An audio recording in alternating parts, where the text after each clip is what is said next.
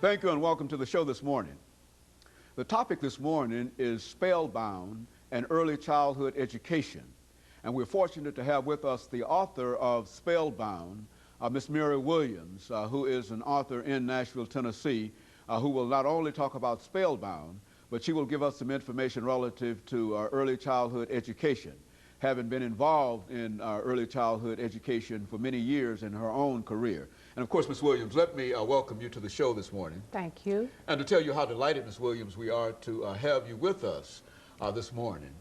We know that you're involved in a large number of organizations and societies and et cetera, Right. and that you've been involved, and now we know that you are an author. You come to us as an author of a very, very exciting book. Right. As a matter of fact, I'm told that this is a book not written about children, but it's a book for adults, and I can Right. certainly appreciate that. Let's give you an opportunity, first of all, Ms. Williams, before we get into the book and early childhood education, to talk about Ms. MWilliams, to give us some information about your background, your education, and some of the things that were eventually important in leading you to the decision that you ought to write a book. Okay. Well, I come from Lebanon, Tennessee. I was born in Lebanon, Tennessee. I come from a family of 9 children, and I am the 6th child. I had twins under me, and then I had a baby sister that came about 12 years later. One thing I'd like to say that's unique about my family, all the girls are left-handed and all the boys are right-handed. My mother's left-handed, my father right-handed. That's kind of unique. It is. I finished school from Wilson County High School, and I started really acting when I was in about the 5th grade. We used to do a lot of dramatic readings and going around pantomime, and I was just a natural-born actress. So, you know, everybody was always calling on me to do something, a lot of comedy acts. And then I finished high school there and went to Tennessee State. And I majored in speech and drama.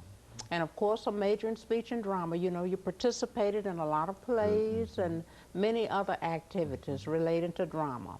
And when I graduated from Tennessee State, I started teaching, of course. And I started teaching in Memphis, Tennessee, and did 1 year.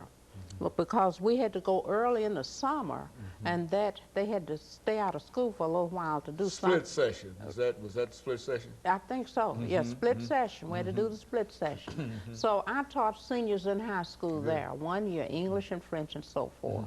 Then I came back to, moved back to Nashville. My husband and I were married then. Moved back to Nashville, and we had 2 girls.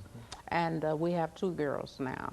And then I started teaching in a religious school at Nashville Christian Institute, taught there for 5 years, and then started with Metro. Started teaching 6th graders, and I went back to TSU, and I became certified in elementary education. So that's how I moved into elementary education.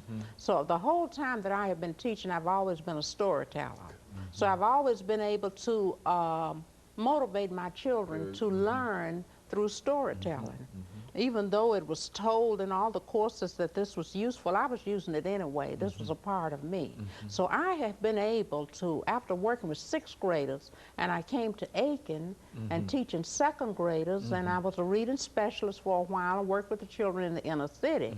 And all of this that I did with the kids, I was able to get the information over. It didn't matter the background. It didn't matter the amount of money that the parents had. It didn't matter whether they were on welfare or what. They could all get the same information. Methods. Right, the same method, and they would, it may take one child a little bit longer, but that child would finally get it, and they were motivated. And they could remember it through storytelling. So, and I would sometimes shock myself because I could read a story and the whole class would just, you know, Just in awe, spellbound. spellbound. You know, and I that's could, good. So I said, these kids, and I asked a psychologist, and she said, there's something about your voice. She said, something about your voice that you just kind of mesmerize these kids. And I said, well, maybe it is. Even a child the teachers had complained about that were acting up in their room, they would come in my room, they just, you know, and then I would ask the questions all about Thomas Alva Edison. They would remember all 3 names. And that, you know, they know if I said his middle name was Alva, then they knew. They remembered that because I used a little drama to get it over to them. So I decided that later on after I retired, and I taught there for a number of years and used this particular activity to get over to kids. If I was teaching verbs, social studies, it didn't matter.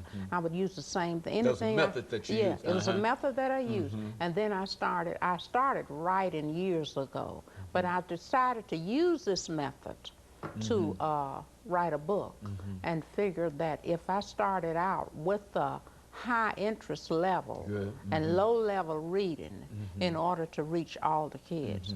So I'm married and I have 2 children, Desiree and Angela, and I have 2 grandchildren, Amber and Alicia. My husband is Robert Williams. Okay. And he's my illustrator in the book. Very good. Okay, we noticed that. Very good. Right. So most of my family are educators, teachers. So they teach around here in Metro. I have one daughter that's teaching and another daughter that's more or less doing some counseling sessions. So we're kind of a family of educators. And so we all kind of work together. I have 2 ports. We have a family group that's called the Writers Group. Very good. So I'm a writer of stories and poetry. My daughter Desiree and Alicia, my granddaughter, poets also. And they have poetry online. And then Amber and Angela and my husband are the illustrators. And their work you'll see in the book Spellbound. All of my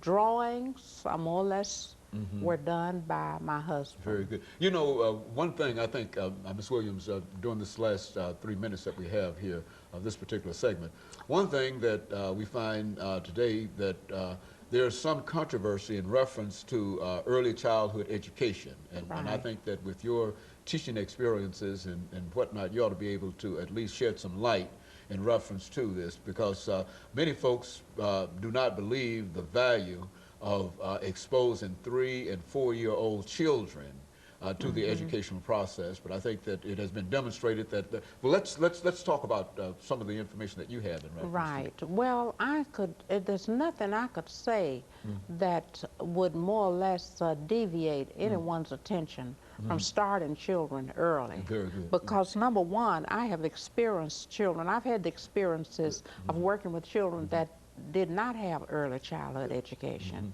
And that's one reason with the test, the kids falling down on the test, because they don't know how to take a test. You know, they haven't been around other kids. They haven't seen, it doesn't matter how the parent at home and the children at home, they're still not going to get the same learning that they would get with a group of children. I have observed the children in daycare, even in daycare, you know, how they seem to respond to standing in a line and raising their little hands up and sitting down short periods of a time.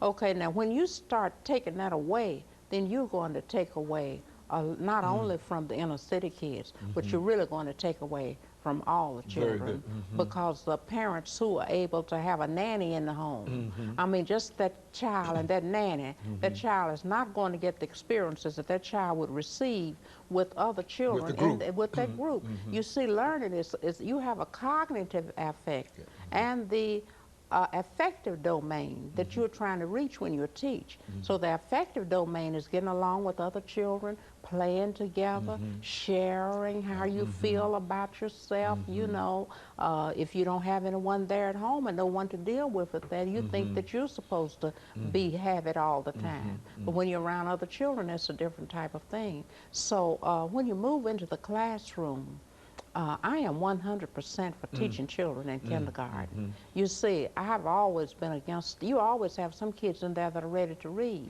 You have some children that are ready to read.